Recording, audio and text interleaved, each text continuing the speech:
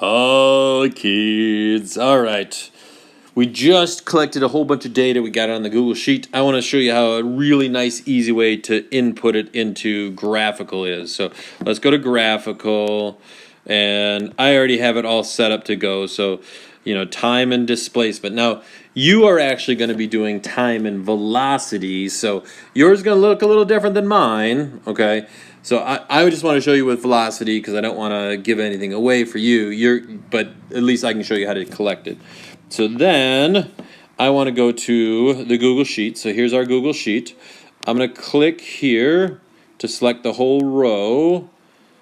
And I want to hit copy. Why is that not hitting copy? Let's try that again. If I go here, there we go. Okay, so I'm going to copy. And then I'm going to go back to graphical.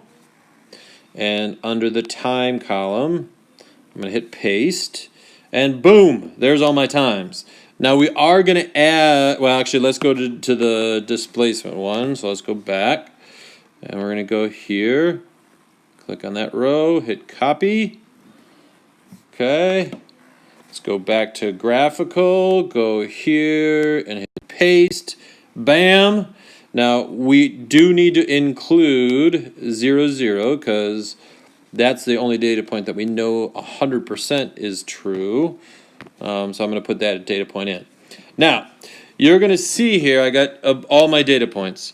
Now at the same time, do you see how there's this data point way over here that is really not so good?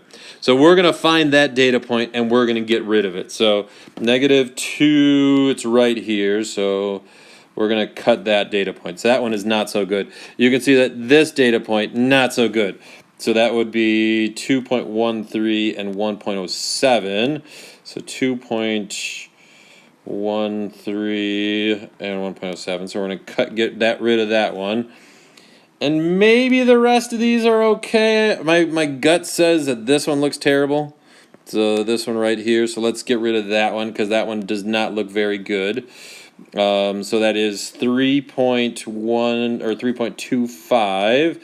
3.25. Where is it?